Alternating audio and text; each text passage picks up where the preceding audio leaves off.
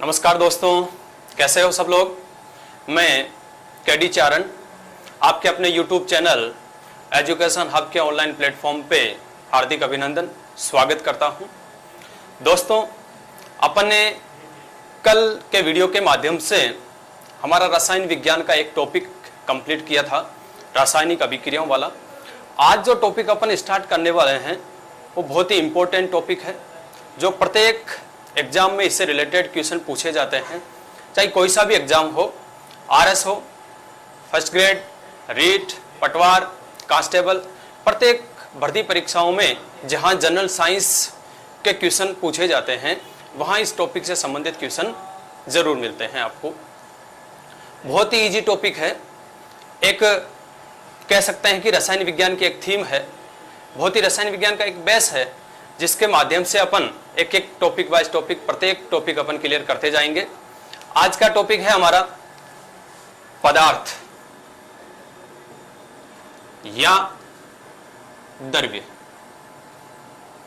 पदार्थ या द्रव्य बहुत ही छोटा सा शब्द है पदार्थ, लेकिन इस शब्द के अंदर सारी चीजें समाहित है। पदार्थ या द्रव्य का मीनिंग क्या होता है, पहले अपने को अर्थ समझना है। मैं मेरे पे लेके कहता हूं कि मैं एक पदार्थ के रूप में, कहने का मतलब जिसका जो द्रव्यमान है, जैसे मेरा कुछ ना कुछ द्रव्यमान है और जहां पे मैं स्थान घेरता हूं, तो कहने का मतलब है प्रत्येक वस्तु जिसका कुछ ना कुछ द्रव्यमान होता है और जो धरातल पे अपना स्थान घेरती है, क्या कहलाता है, पदार्थ या द्रव्य कहलाता है। अब इस टॉपिक के अंतर्गत अपने को वो सारी बातें पढ़नी है कि पदार्थ का रासायनिक संगठन के आधार पे पदार्थ को कितने भागों में बांटा गया है, तत्व क्या होते हैं, यौगिक क्या होते हैं, मिश्रण क्या होते हैं, परमाणु अणु क्या होते हैं, धातु क्या होती है, अधातु, उपधातु, ये सारी बातें अपन इसके अंतर्गत कवर करते जाएंगे। इसके बाद इसी पदार्थ के अंदर अवस्था के आधार पे पदार्थ को फिर अलग भागों में बांटा गया है। ठोस, द्रव्य, गैस, प्लाज्मा तथा बीईसी, ये 5 अवस्थाएं हैं। वो सारे पॉइंट अपन इसके अंतर्गत एक एक करके डिस्कस करने वाले हैं, तो वीडियो के अंत तक बने रहिएगा। शुरुआत करते हैं अपन आज के टॉपिक की, पदार्थ या द्रव्य की। पहले डेफिनेशन की बात करते हैं अपन, क्या इसकी डेफिनेशन होगी, पदार्थ क्या होता है, द्रव्य क्या होता है, कि वह वस्तु जिसका द्रव्यमान हो तथा जो धरातल पे अपना स्थान घेरती हो, जो धरातल पर अपना स्थान घेरती हो, क्या कहलाता है, द्रव्य या पदार्थ कहलाता है। प्रत्येक वस्तु, आप जो भी वस्तु देखते हो जिसका कुछ ना कुछ भार हो, द्रव्यमान हो और जो धरातल पे रखने पे अपना स्थान घेरती हो, क्या कहलाता है, द्रव्य या पदार्थ कहलाता है। यह अपन कह सकते हैं कि वह वस्तु जिसको इंद्रियों के द्वारा महसूस किया जा सकता हो, क्या कहलाता है, द्रव्य कहलाता है। ठीक है, अपन बात करते हैं द्रव्य के गुणधर्मों की, क्या क्या इसकी प्रॉपर्टीज होती है। 2 पॉइंट अपन ने इसमें डिस्कस किए हैं। पहला पॉइंट तो अपन ने ध्यान में लिया कि प्रत्येक वस्तु का जो द्रव्यमान है, ये द्रव्यमान होना चाहिए, वो क्या कहलाता है, पदार्थ। तो द्रव्यमान जिसका होता है वो किसके अंतर्गत शामिल होता है, पदार्थ या द्रव्य में शामिल होता है। दूसरी बात, आयतन। आयतन यानी जो वस्तु अपना स्थान घेरती है वो उसका फिक्स आयतन हो गया। तो जिस वस्तु का आयतन और द्रव्यमान दोनों है तो वो किसके अंतर्गत आती है, पदार्थ के अंतर्गत या द्रव्य के अंतर्गत आती है। अपन बात करें घनत्व की। घनत्व पदार्थ या वस्तु का, प्रत्येक वस्तु का घनत्व होता है। आपने पढ़ा होगा डेंसिटी। डेंसिटी का फॉर्मूला आपने पढ़ा होगा द्रव्यमान अपॉन आयतन। द्रव्यमान अपॉन आयतन क्या कहलाता है, घनत्व। पदार्थ का द्रव्यमान भी है, आयतन भी है, इसका मतलब उसका घनत्व अपन ज्ञात कर सकते हैं। ठीक बात है। नेक्स्ट पॉइंट, एक क्वेश्चन पूछा गया क्वेश्चन है कि पदार्थ की सबसे छोटी इकाई क्या होती है? परमाणु। यानी एटम सबसे स्मॉल यूनिट ऑफ मैटर, सबसे छोटी इकाई क्या होती है? परमाणु। तो पदार्थ की सबसे छोटी इकाई, पदार्थ की सबसे छोटी इकाई परमाणु होती है। सबसे छोटी इकाई परमाणु होती है। बात करेंगे अपन परमाणु की, क्या होता है परमाणु, अणु, आयन, यौगिक कैसे बनते हैं, ये सारी चीजें अपन इसी टॉपिक के अंतर्गत कवर करते चलेंगे एक एक करके। तो सबसे छोटी इकाई की बात करते हैं तो क्या है? परमाणु। ठीक है। और वस्तु के अंदर परमाणु, आयन, या कह सकते हैं अपन अवयव, अवयव भाग लेते हैं। ये अवयव आपस में एक बल के द्वारा जुड़े होते हैं, उसको क्या कहते हैं? अंतरा आणविक बल।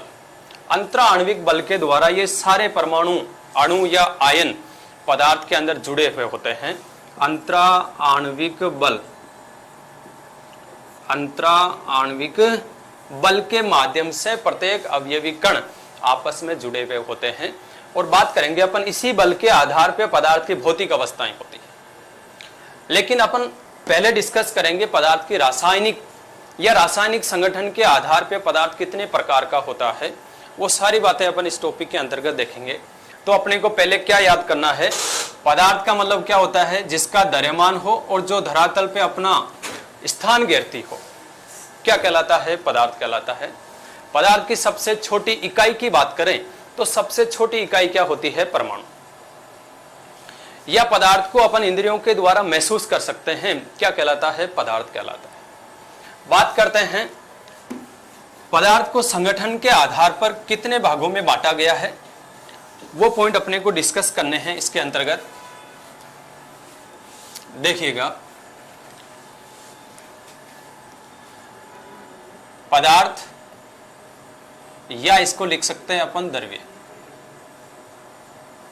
देखो भैया, याद रखना, यहां पे अपन क्या लिख रहे हैं? द्रव्य लिख रहे हैं, ना कि मैं यहां पे द्रव्य लिख रहा हूं, क्योंकि दोनों में क्या होता है? अंतर होता है। ये द्रव्य तो क्या है? इसी पदार्थ की क्या है? भौतिक अवस्था। इसी पदार्थ की क्या होती है? भौतिक अवस्था होती है, जो मुख्यतः कितनी होती है? 3। लेकिन इस द्रव्य की बात करें तो ये द्रव्य खुद एक क्या है? पदार्थ होता है। अपन इस द्रव्य के बारे के अंदर पढ़ने वाले हैं, यानी पदार्थ के बारे में पढ़ने वाले हैं। तो पदार्थ को रासायनिक या संगठन के आधार पे इसको कितने भागों में बांटा गया है? एक शुद्ध पदार्थ होता है, दूसरा होता है मिश्र। यानी संगठन के आधार पर, संगठन के आधार पर वर्गीकरण। तो पदार्थ का संगठन के आधार पे अपन वर्गीकरण की बात करें तो पदार्थ को कितने भागों में बांटा गया है? 2 भाग। पहला कौन सा है? शुद्ध पदार्थ। शुद्ध पदार्थ। और दूसरा क्या होता है भैया? मिश्रण। शुद्ध पदार्थ और दूसरा क्या होता है? मिश्रण। अब इस शुद्ध पदार्थ को और आगे भागों में बांटा गया है। शुद्ध पदार्थ के अंतर्गत आपने पढ़ा होगा तत्व, यानी एलिमेंट्स, और दूसरा पढ़ा होगा आपने यौगिक, यानी कंपाउंड। तत्व क्या होते हैं, यौगिक क्या होते हैं, और मिश्रण क्या होते हैं। कहने का मतलब है ये तीनों चीजें अपने को विस्तार से डिस्कस करनी है। इस टॉपिक के अंतर्गत तत्व के बारे में जानना है। तत्व क्या होते हैं, तत्वों के द्वारा ही क्या बनते हैं? यौगिक। और यौगिकों को यदि आपस में अपन मिलाएं तो क्या बन जाता है? मिश्रण बन जाता है। मिश्रण फिर कितने प्रकार के होते हैं? 2 प्रकार के मिश्रण होते हैं। एक होता है होमोजाइगोटिक और दूसरा होता है हेटेरोजाइगोटिक। अपन बात करते हैं मिश्रण की, तो पहला कौन सा है? समांगी। और दूसरा कौन सा है? विसमांगी। समांगी मिश्रण और दूसरा कौन सा होता है? विसमांगी। विसमांगी मिश्रण। ठीक है भैया, यहां तक अपन ने बात कर ली। अपन इसमें एक एक करके टॉपिक डिस्कस करेंगे, पहले तत्व को, फिर यौगिक को, फिर मिश्रण को, और मिश्रण के फिर दोनों प्रकार समांगी और विसमांगी मिश्रण। इसके बाद अपन पदार्थ की अवस्थाएं पढ़ेंगे, ठोस, गैस और द्रव। उसके आधार पे अपन इनका विलयन के बारे में वर्गीकरण पढ़ेंगे, ठोस विलयन कौन सा होता है, द्रव विलयन कौन सा होता है, गैसीय विलयन कौन सा होता है। ये सारे कंसेप्ट आपके इसी वीडियो के माध्यम से क्लियर हो जाएंगे। वीडियो के अंत तक आप बने रहिएगा। तो बात करते हैं अपन तत्व की, कि तत्व क्या होता है। बहुत ही छोटा सा टॉपिक है और बहुत ही इंपॉर्टेंट टॉपिक है। तत्व नाम सुना होगा आपने, एलिमेंट्स। कहने का मतलब है समान प्रकार के परमाणुओं के द्वारा बनता है, क्या बनता है भैया, तत्व। यानी दो या दो से अधिक समान परमाणुओं के द्वारा मिलकर बनने वाला क्या कहलाता है, तत्व कहलाता है। अपन छोटी सी इसकी परिभाषा लिख सकते हैं, समान परमाणुओं द्वारा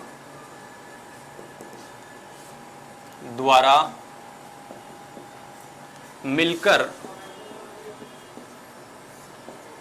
तत्व का निर्माण होता है।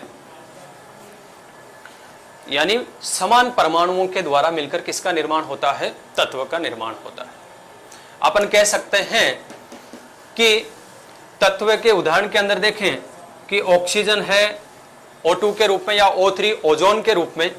परमाणु कैसे हैं जी, समान परमाणु है। कैसे परमाणु है, समान परमाणु है, और समान परमाणु की वजह से ओजोन का निर्माण होता है। यानी परमाणु समान है। N2 की बात कर सकते हैं, O2 की बात कर सकते हैं, H2 की बात कर सकते हैं। यानी ये किससे मिलकर बना होता है, समान परमाणुओं के द्वारा मिलकर बने होते हैं। यानी तत्वों के अंदर परमाणु क्या होते हैं, समान भाग लेते हैं। बात करते हैं अपन कि पदार्थ की जो शुद्धतम अवस्था है, यानी पदार्थ की शुद्धतम अवस्था, पदार्थ की शुद्धतम अवस्था को अपन क्या कह सकते हैं, तत्व। ठीक बात है। अपन अब बात करते हैं, तत्व होते हैं जो आवर्त सारणी के अंदर आपने पढ़ी होगी। हालांकि पूरा डिस्कस अपन आवर्त सारणी टॉपिक आएगा उसमें करेंगे आगे। मैं बता देता हूं, यानी इन तत्वों की कुल संख्या यानी टोटल नंबर ऑफ एलिमेंट्स अपन बात करते हैं 118। टोटल तत्व कितने हैं भैया, 118। अभी नहीं, इस पे डिस्कस नहीं करेंगे अपन। ये सारी चीजें अपन आवर्त सारणी के अंदर प्रत्येक पॉइंट को अपन क्लियर करेंगे कि 118 तत्व के अंदर कौन कौन से प्रॉपर्टीज पाई जाती है। एस ब्लॉक क्या होता है, डी ब्लॉक क्या होता है, पी ब्लॉक क्या होता है, एफ ब्लॉक एलिमेंट्स कौन से होते हैं। अभी अपन बात करेंगे केवल तत्व की। अपन तत्व के प्रकार के बारे में पढ़े कि तत्व है वो आवर्त सारणी में कितने रूपों में पाए जाते हैं। तो भैया देखो, 3 रूप में अंदर आपने पढ़ा होगा, एक धातु, दूसरा अधातु, और तीसरा प्रकार है उपधातु। तत्व के कितने प्रकार, 3 प्रकार। पहला कौन सा है जी, धातु, दूसरा अधातु,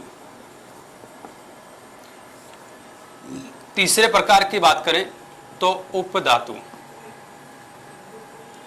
ये तीनों पॉइंट अपने को पढ़ने हैं इसके अंदर। क्या धातु होती है, क्या अधातु होती है, क्या उपधातु होती है। ठीक बात है। धातु की अपन डेफिनेशन की बात करें तो परिभाषा तो मैं इनकी यही क्लियर करवा देता हूं। बाकी अपन धातु और अधातु में अंतर के रूप में पढ़ेंगे कि धातुएं क्या होती है, धातुओं के अंदर कौन कौन से गुण पाए जाते हैं, क्या क्या इसकी प्रॉपर्टीज होती है, वो सारा अपन डिस्कस करेंगे। सीधी सी एक ही पॉइंट की बात अपने को याद रखना है। एक पॉइंट, धातु होते हैं वो क्या करते हैं, इलेक्ट्रॉन का त्याग करते हैं। क्या करते हैं, इलेक्ट्रॉन का त्याग करते हैं। और त्याग करने की वजह से इसमें क्या बनता है, धनायन, यानी पॉजिटिव आयन बनते हैं। क्या बनते हैं भैया जी? पॉजिटिव आयन, यानी धनायन का निर्माण होता है। किसका निर्माण होता है? धनायन का निर्माण होता है। अधातु की अपन बात करें, अधातु होती है जो इलेक्ट्रॉन को क्या करती है? ग्रहण करती है, यानी इलेक्ट्रॉन को ग्रहण करती है, और जो इलेक्ट्रॉन लेता है उस पे आवेश कौन सा आता है? हमेशा ही नेगेटिव आवेश आता है। मैंने कल के वीडियो के अंदर भी डिस्कस किया था कि कोई सा भी मेटल हो या जो भी तत्व है जो इलेक्ट्रॉन को ग्रहण करता है, जैसे क्लोरीन परमाणु है, ये क्लोरीन परमाणु अपने में एक इलेक्ट्रॉन जोड़ता है, तो इस पे आवेश कौन सा आया था? क्लोरीन नेगेटिव, यानी किसका निर्माण हुआ है? ऋण आयन का निर्माण हुआ है। तो यहां अपन लिख सकते हैं, कह सकते हैं कि नेगेटिव आयन का निर्माण होता है, नेगेटिव आयन बनते हैं यानी ऋणायन। तो ऋणायन का फॉर्मेशन कौन करती है? अधातु होती है जो ऋणावेश को ग्रहण करती है, इलेक्ट्रॉन को, जिसकी वजह से आवेश कौन सा उत्पन्न होता है? नेगेटिव। ठीक बात है। दूसरा डिस्कस अपन करते हैं उपधातु के अंतर्गत। उपधातु का मतलब क्या होता है भैया? सबको पता है, वह तत्व, वह एलिमेंट्स जिसमें धातु तथा अधातु दोनों के गुणधर्म पाए जाते हैं, वो क्या कहलाती है? उपधातु कहलाती है। ठीक बात है। यानी धातु तथा अधातु दोनों के गुण पाए जाते हैं, क्या कहलाती है? उपधातु कहलाती है। यानी धातु और अधातु दोनों के गुण पाए जाते हैं, क्या कहलाती है? उपधातु कहलाती है। क्लियर बात? ठीक है। अपन देखो, अपन इसमें डिस्कस करेंगे पहले धातु कौन कौन सी होती है, अधातु कौन सी होती है। इन दोनों पॉइंटों को अपन विस्तार से पढ़ेंगे कि धातु के क्या क्या गुण होते हैं। जैसे आपने पढ़ा होगा तन्यता क्या होती है, आघात वर्धनीयता क्या होती है, विद्युत की सुचालक है, कुचालक है, उष्मा का चालन होता है, नहीं होता है, वो सारी बातें अपन इस टॉपिक के अंतर्गत क्लियर करेंगे। ठीक बात है। देखो दोनों के अंदर अंतर क्या होता है, धातु तथा अधातु। पहले अपन पढ़ते हैं धातु को, और धातु के अंदर जो पॉइंट है उसके जस्ट विपरीत लगभग सारे पॉइंट वो किसके अंतर्गत मिलते हैं? अधातु के अंतर्गत मिलते हैं। देखो भैया, धातु, धातु के अंदर पहला पॉइंट अपन डिस्कस करते हैं, तो धातु क्या होती है? विद्युत की सुचालक। विद्युत की सुचालक होती है, अर्थात इसमें विद्युत का क्या होता है? प्रवाह होता है, और जिसमें विद्युत का चालन होता है उसमें ऊष्मा का भी चालन होता है, ऊष्मा का चालन होता है। यानी विद्युत धारा का प्रवाह होता है और उसी में क्या? ऊष्मा का प्रवाह होता है। आपने देखा होगा कोई भी किसी भी लोहे की छड़ है या कोई भी मेटल की कोई छड़ है, उसके एक सिरे को अपन गर्म करते हैं तो दूसरा सिरा उसका ऑटोमेटिकली गर्म हो जाता है, देखा होगा आपने। तो विद्युत की सुचालक होती है प्रत्येक धातु। दूसरा पॉइंट बात करते हैं अपन, जस्ट अधातु के अंदर क्या हो जाएगा? इसका विपरीत पॉइंट हो जाएगा, आघात वर्धनीयता का गुण। आघात वर्धनीयता का गुण धातुओं में पाया जाता है, पाया जाता है। आघात वर्धनीयता का गुण धातुओं में पाया जाता है। आघात वर्धनीयता क्या होती है भैया? आघात वर्धनीयता का मतलब होता है किसी भी धातु को अपन पीटते हैं तो वो पतली शीट में कन्वर्ट हो जाती है, एक चादर में कन्वर्ट हो जाती है, उसे अपन क्या कहेंगे? आघात वर्धनीयता कहते हैं। Is that clear? तीसरा पॉइंट की बात करें, तन्यता। तन्यता का गुण पाया जाता है, किसमें पाया जाता है? धातुओं के अंदर तन्यता का गुण पाया जाता है। ठीक बात है। तन्यता का मतलब क्या होता है? खींच करके पतली वायर बना देना। तो धातु को अपन पतली वायर में कन्वर्ट कर सकते हैं, लेकिन क्वेश्चन आता है सर्वाधिक तन्यता का गुण। सर्वाधिक तन्य धातु कौन सी होती है? तो नाम किसका आता है भैया? सोना। गोल्ड है उसमें तन्यता का गुण सर्वाधिक पाया जाता है। अब बात सोने की आई तो सोने के पीछे नाम अपन क्या लेते हैं? चांदी। कभी एक क्वेश्चन बना हुआ है कि तन्यता का क्रम सही है, तो तन्यता की बात करें, सर्वाधिक तन्यता का गुण किसमें पाया जाता है? सोने में। उसके बाद कॉपर, तांबे में, और फिर किसके अंदर है? चांदी में। ये तन्यता का क्रम है। सोने में सर्वाधिक तन्यता का गुण पाया जाता है, फिर कॉपर में, और उसके बाद तन्यता का गुण किसमें पाया जाता है? चांदी के अंदर। ठीक है। इसके बाद अपन बात करते हैं कि धातु होती है वो कमरे के ताप पर किस अवस्था में पाई जाती है? ठोस अवस्था में पाई जाती है। किस अवस्था में पाई जाती है? ठोस अवस्था में पाई जाती है।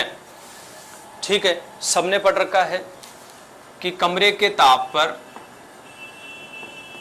धातुएं हैं वो ठोस अवस्था में पाई जाती है। कमरे के ताप पर ठोस। लेकिन अपवाद आपको क्या याद रखना है? Mercury, Hg। पारा आपने सुना होगा, ये किस अवस्था में पाया जाता है? लिक्विड अवस्था में पाया जाता है रूम टेम्परेचर पर, तो ये इसका अपवाद है। फ्रेंसियम है एक रेडियोएक्टिव तत्व, वो भी किस अवस्था में पाया जाता है? द्रव अवस्था में पाया जाता है। वैसे ये बातें अपन आवर्त सारणी पढ़ेंगे, उसमें सारे पॉइंट अपन इंपॉर्टेंट जो भी आवर्त सारणी के पॉइंट है वहां अपन इस सब चीजों का डिस्कस करेंगे। तो कमरे के ताप पर किस अवस्था में पाए जाते हैं? प्रत्येक धातु सॉलिड अवस्था में, ठोस अवस्था में पाई जाती है। नेक्स्ट पॉइंट की बात करें अपन, धातुएं होती है वो कैसी होती है? चमकीली। धातुएं चमकीली होती है, यानी चमकदार होती है। धातुएं कैसी होती है? चमकदार होती है। इसके बाद अगला पॉइंट अपन पढ़ देंगे, धातु है कठोर होती है। क्या होती है? कठोर, यानी सॉलिड होती है कंप्लीट। लेकिन आपने सुना होगा लिथियम, सोडियम, पोटेशियम, ये 4 धातुएं हैं। इसको, इन धातुओं को अपन चाकू की सहायता से आसानी से काट सकते हैं।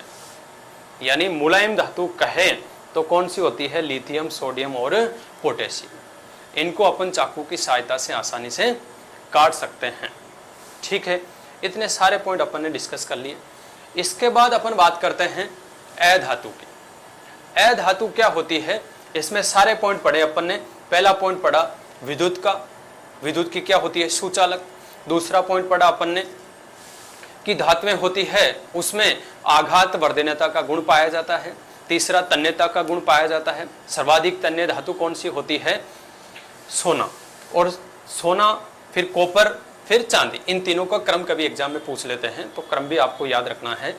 इसके बाद कमरे के ताप पर किस अवस्था में? ठोस अवस्था में पाई जाती है। अपवाद याद रखना है। क्या याद रखना आपको? मरकरी। धातुएं होती है वो कैसी होती है? चमकीली होती है। ठीक बात है। धातु कठोर होती है, लेकिन लिथियम, सोडियम, पोटेशियम ये 4 धातुएं हैं। ये 4 धातु कैसी होती है? चाकू की सहायता से अपन इसको काट सकते हैं, अर्थात मुलायम होती है। बात करते हैं अपन अधातु।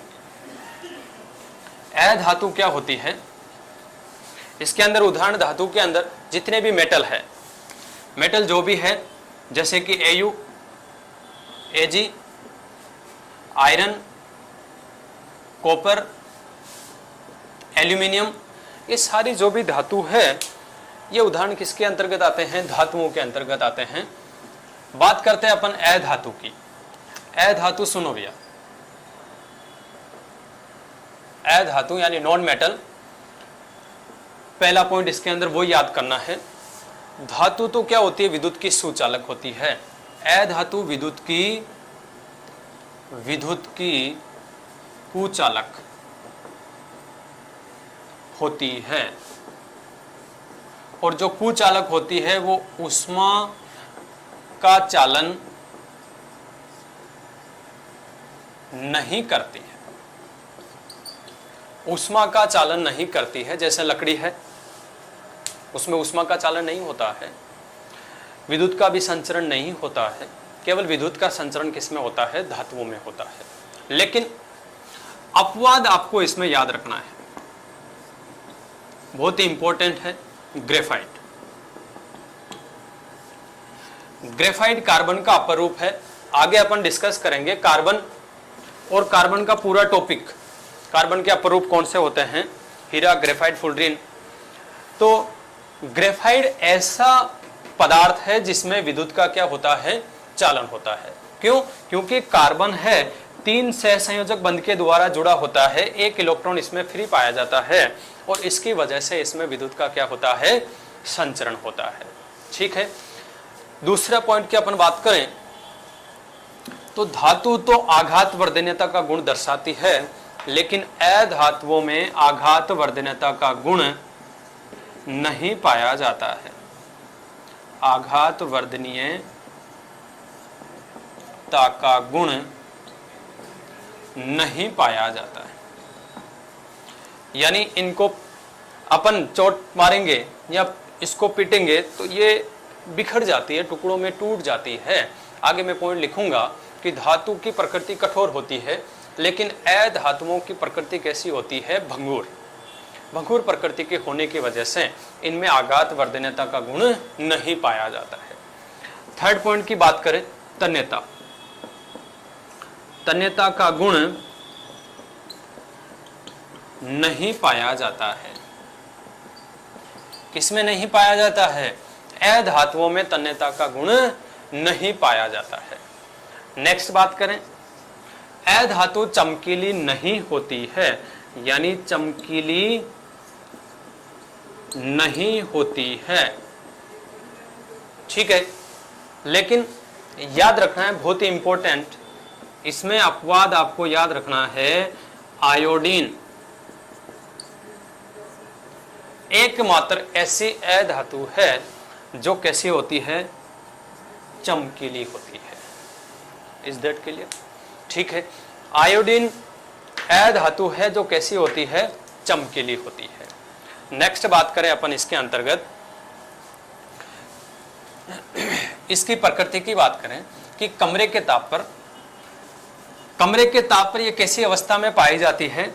ठोस या गैसीय अवस्था में पाई जाती है। ठोस या गैसीय अवस्था में पाई जाती है। कौन? अधातु। कमरे के ताप पर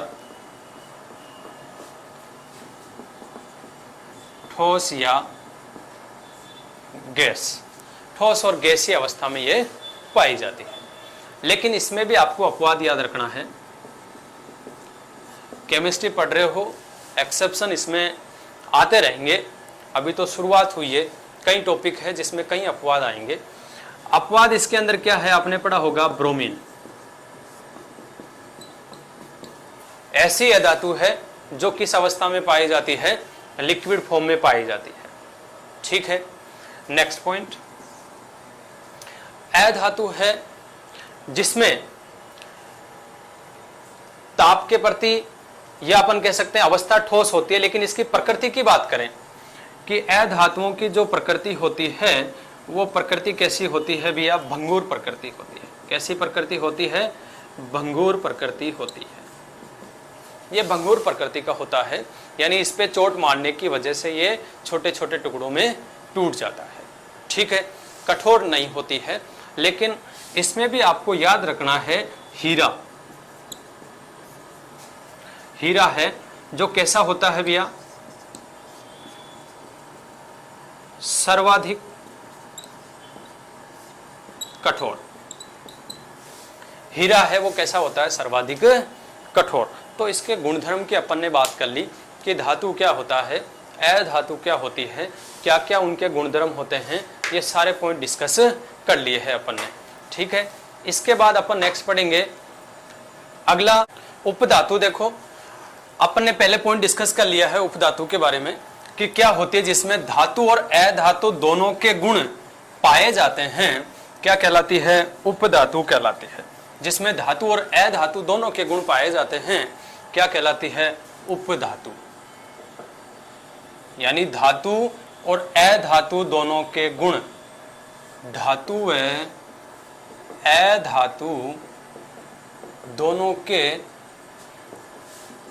गुण पाए जाते हैं, क्या कहलाती है? उपधातु। संख्या यदि अपने को पूछे कि उपधातु की संख्या कितनी होती है, याद रखना भैया कितनी होती है? 7। कौन कौन सी होती है वो अपने को याद करना है।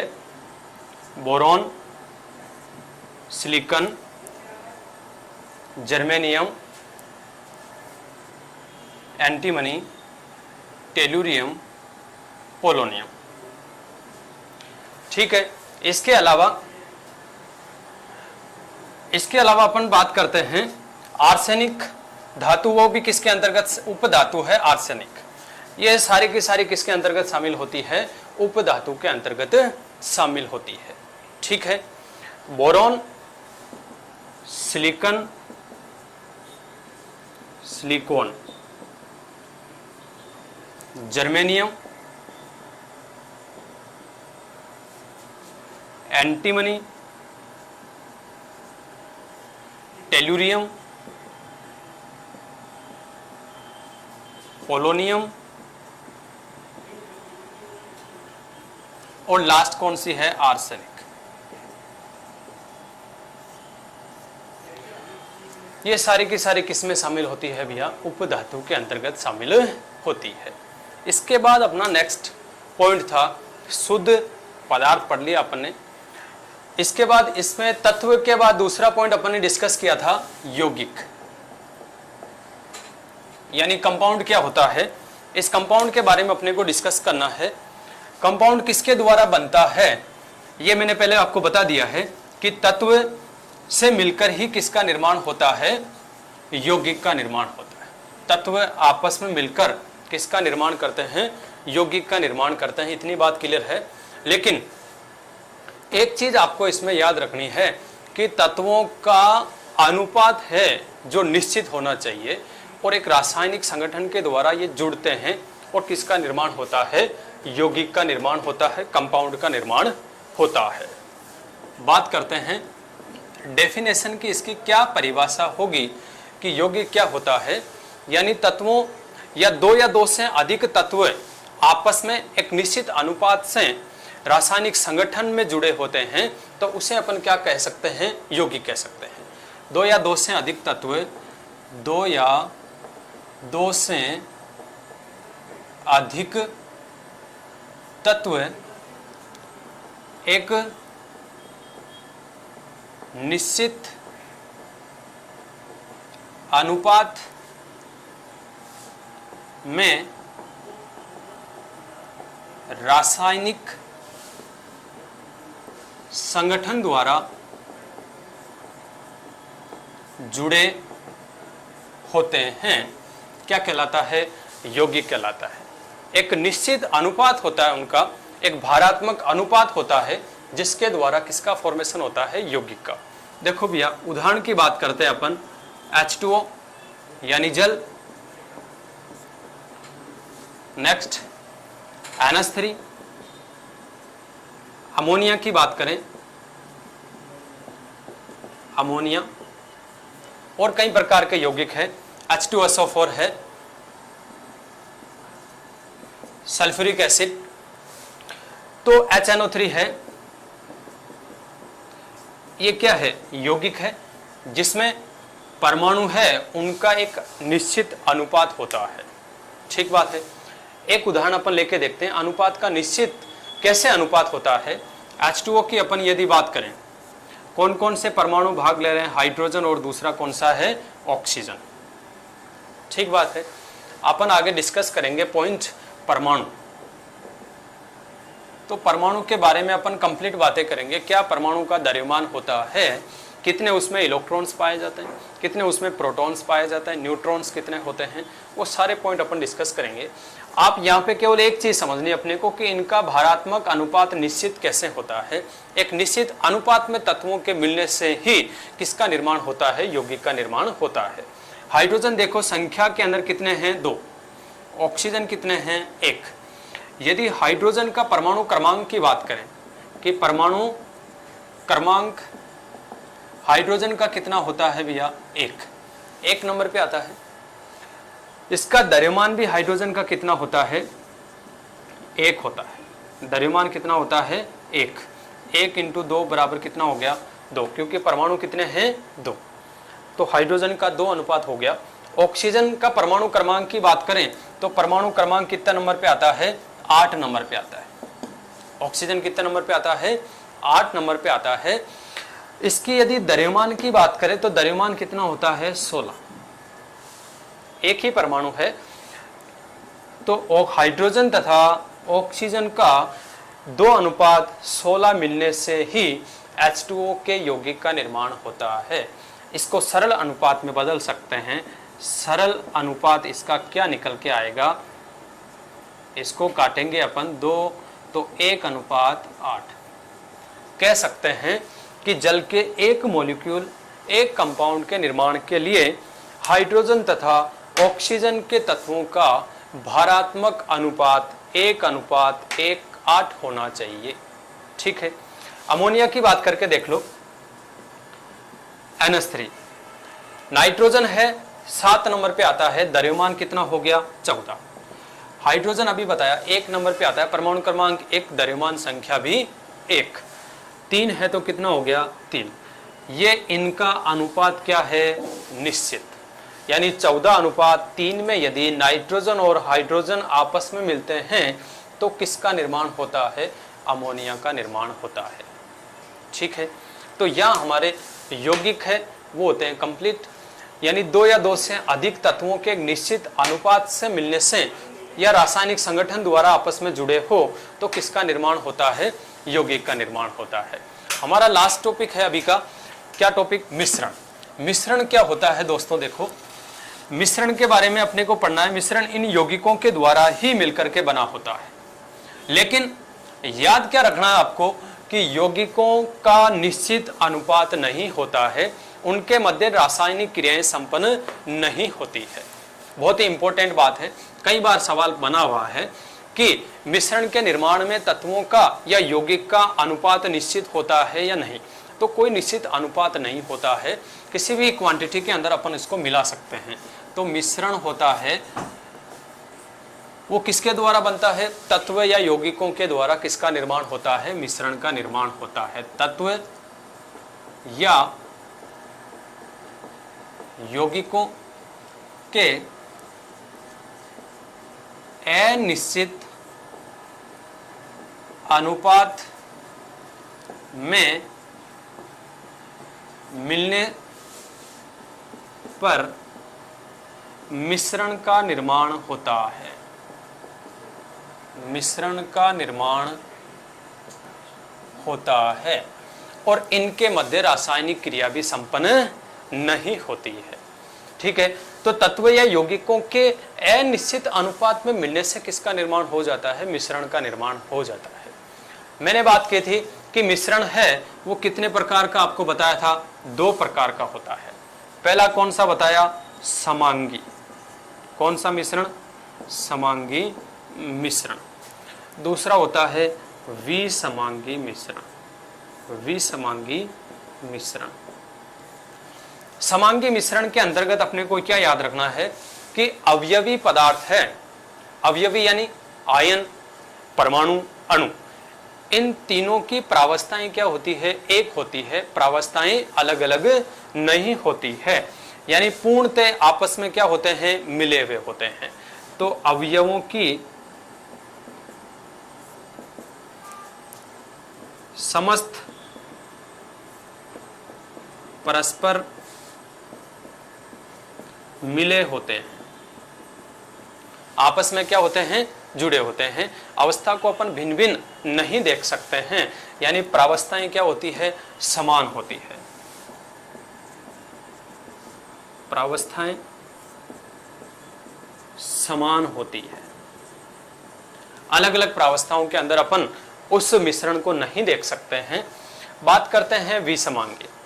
विसमांगी मिश्रण क्या होता है, इसमें अवयवी कण है वो क्या होते हैं, आपस में मिले हुए नहीं होते हैं, उनको अपन आसानी से पृथक पृथक देख सकते हैं। कहने का मतलब है कि प्रावस्थाएं क्या होती है, अलग अलग होती है। तो अवयवी कण परस्पर पूर्णतः मिले हुए नहीं होते हैं। अभी अपन एग्जाम देखेंगे, इसका उदाहरण क्या होता है, एग्जाम्पल के अंदर आपको आसानी से समझ में आएगा। तो इनकी प्रावस्थाएं क्या होती है, अलग अलग होती है, प्रावस्थाएं अलग अलग होती है। ठीक बात है। विसमांगी मिश्रण की प्रावस्थाएं अलग अलग होती है, समांगी मिश्रण की प्रावस्थाएं क्या होती है, समान होती है। एक पॉइंट और, समांगी मिश्रण को अपन आसानी से या साधारण विधि के द्वारा पृथक नहीं कर सकते हैं, जबकि विसमांगी मिश्रण है, इसको अपन साधारण विधि के द्वारा पदार्थों को अलग अलग कर सकते हैं। अपन उदाहरण की बात करें कि समांगी मिश्रण के कौन कौन से उदाहरण हो सकते हैं और विसमांगी मिश्रण के कौन कौन से उदाहरण हो सकते हैं। समांगी मिश्रण, यदि पानी प्लस नमक, इन दोनों का यदि अपन सॉल्यूशन बनाते हैं, विलयन बनाते हैं, तो वो विलयन कौन सा होता है, समांगी। ठीक है। पानी प्लस शक्कर का विलयन, पानी प्लस शक्कर का विलयन है, वो भी कैसा होता है, समांगी होता है। पानी प्लस एल्कोहल, पानी प्लस एल्कोहल, और एल्कोहल अपन एथेनॉल के रूप में उपयोग में लेते हैं, इनका मिश्रण कैसा होता है, एक समांगी मिश्रण होता है। ठीक है। बात करते हैं विसमांगी मिश्रण के उदाहरण की। क्या इसका उदाहरण होगा विसमांगी मिश्रण का, यदि पानी प्लस मिट्टी का यदि सॉल्यूशन बनाया, मिश्रण बनाया है, तो वो कैसा होता है, विसमांगी, क्योंकि इसमें प्रावस्थाएं क्या होगी, अलग अलग दिखाई होगी। जैसे ये बीकर है, बीकर में अपन ने क्या भर लिया, पानी भर लिया, और इसमें क्या डाल दी, मिट्टी डाल दी, तो एक मिट्टी थोड़े समय बाद यहाँ पेंदे में क्या हो जाएगी, जमा हो जाएगी, मिट्टी क्या हो जाएगी, जमा हो जाएगी। तो इसको अपन साधारण विधि से पृथक कर सकते हैं। कौन सा मिश्रण कहलाता है, विसमांगी मिश्रण कहलाता है। ठीक है। दूसरा उदाहरण की अपन बात करें, पानी के अंदर तेल, यानी पानी प्लस तेल का मिश्रण है, वो भी कैसा होता है, विसमांगी। दाल और चावल, दाल प्लस चावल, ये भी कैसा होता है, विसमांगी मिश्रण के अंतर्गत आता है। और समांगी मिश्रण की प्रावस्थाओं को अपन अलग नहीं कर सकते हैं। जैसे पानी के अंदर अपन ने क्या डाल दिया, नींबू डाल दिया, नींबू का रस डाल दिया, तो वो कैसा हो गया, घुल गया कंप्लीटली। शक्कर डाल दी, इसमें कंप्लीटली डिजोल्व होती है। इसको अपन साधारण विधि के द्वारा पृथक नहीं कर सकते। प्रावस्थाएं कैसे दिखाई देती है, एक, तो वो कैसा विलयन कहलाता है, समांगी मिश्रण कहलाता है। ठीक है। अपन ठोस द्रव गैस पढ़ेंगे, उसके आधार पर गैसीय विलयन कौन सा होता है, ठोस विलयन कौन सा होता है, द्रव विलयन कौन सा होता है, वो पॉइंट अपन नेक्स्ट टाइम डिस्कस करेंगे।